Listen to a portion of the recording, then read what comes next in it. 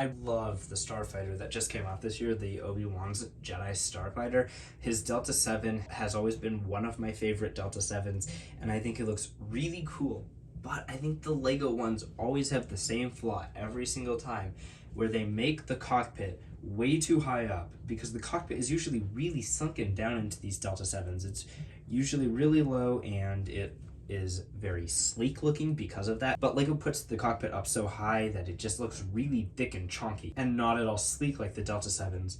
And there's a few other details that I really didn't like about it that could have, that made the difference between it being a really good and a perfect set. So I tried to fix a lot of those by using little to no extra pieces from the actual set. Now, I used Rubricable for instructions on how to kind of downsize the whole body of this, but I also did my own designs. I will link the instructions I used on Rubricable down below, and so you can build that for yourself, but I'll show you how I upgraded it and made it even better and a better design than the Rubricable one. I had to use a few extra pieces, but not many, so with the instructions linked below, you can definitely shorten this a little bit, and I'll show you the rest of the modifications I did.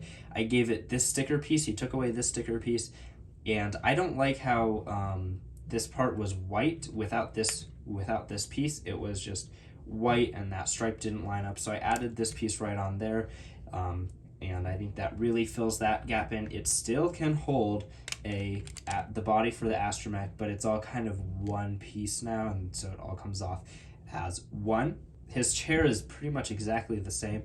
The only real difference back here from the Rubricable model and the official one is that I added these to give that little angling that the Deltas always have, where it has the triangle, the white, or whatever color the ship's fin is. It always kind of goes straight from the windshield to that.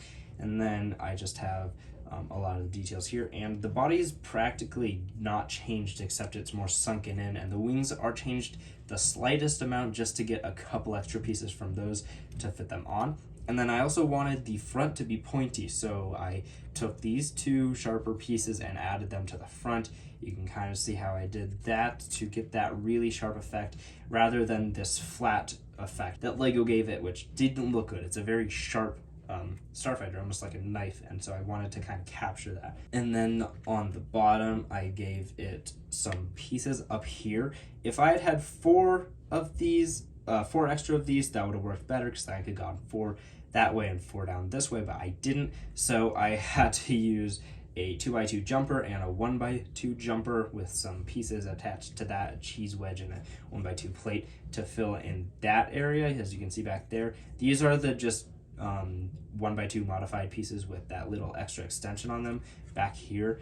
And those work really well to fill in that gap pretty perfectly, and this looks a little less good, but I didn't have the pieces to really fix it. Other than that, these fill it in pretty good over here, so I just had to fill in those two gaps on the front that didn't look that good.